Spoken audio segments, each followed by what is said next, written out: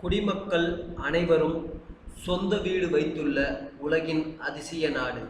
இதற்கு காரணம் என்ன தெரியுமா? வாங்க இதனை பற்றி இந்த பதிவில் விரிவாக பார்க்கலாம். அதற்கு முன்னாடி நம்ம சேனலை மறக்காம சப்ஸ்கிரைப் பண்ணுங்க.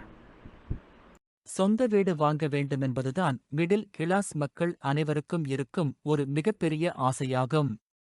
ஆனால் தற்போது மாறிவரும் உலகச் சூழலும் விலைவாசி உயர்வும் சொந்த வீடு என்பதை எட்டாக்கனியாக மாறி வருகிறது. நிலம் மற்றும் கட்டிடங்களின் விலை உயர்வால் பலருக்கும் சொந்த வீடு வாங்குவது கடினமாகிவிட்ட இன்றைய உலகில் ஒரேயொரு நாடு மட்டும் ஒட்டுமொத்த உலகிலும் விதிவிலக்காக உள்ளது. அது ஐரோப்பாவில் உள்ள ருமேனியாதான். ஐரோப்பிய நாடான இதில் சுமார் 96% குடிமக்கள் தங்கள் சொந்த வீடுகளில் வசிப்பதாக கூறப்படுகிறது.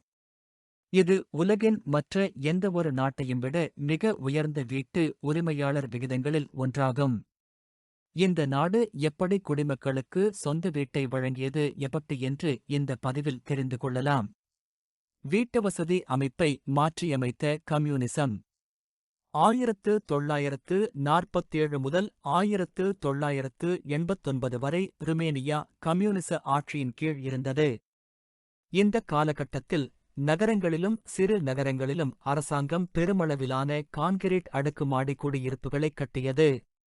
கம்யூனிச ஆட்சியில் சொத்துக்களை தனிப்பட்ட முறையில் சொந்தமாக்கிக் கொள்வதற்கான வாய்ப்புகள் மிகவும் குறைவாக இருந்ததால் பெரும்பாலான குடிமக்கள் அரசாங்கத்திற்கு சொந்தமான இந்த குடியிருப்புகளிலேயே வசித்து வந்தனர். அதற்காக அவர்கள் மிக குறைந்த வாடகையையே செலுத்தினர். குடிமக்களில் அரசாங்கத்திற்கு வாடகை செலுத்தினர்.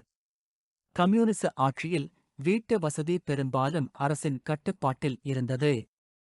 மக்களுக்கு வீடுகள் கிடைத்தன என்றாலும் அவர்கள் அடிப்படையில் அரசாங்கத்தின் குத்தகைதாரர்களாகவே இருந்தனர். குடியிருப்புச் சொத்துக்களின் மீதான தனிநபர் உரிமை அரிதாகவே இருந்தது. நகர்ப்புற மக்கள் தொகையில் பெரும்பகுதியினர் அரசு வழங்கிய வீட்டு வசதியையே சார்ந்திருந்தனர்.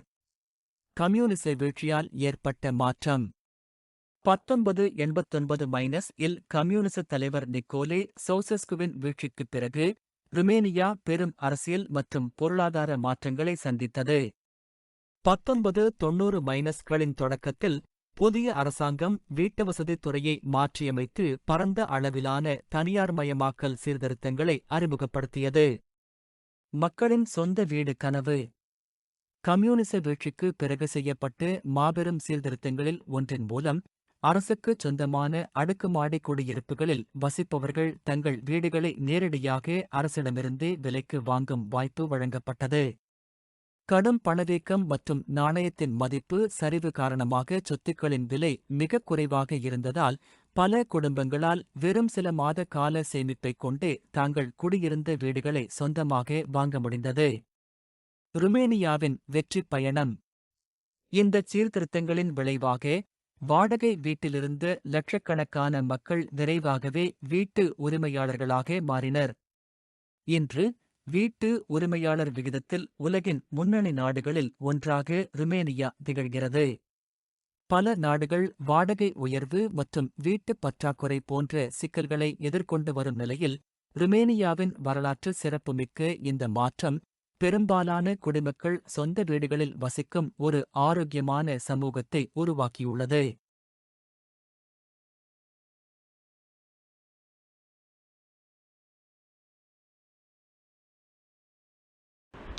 Thanks for watching.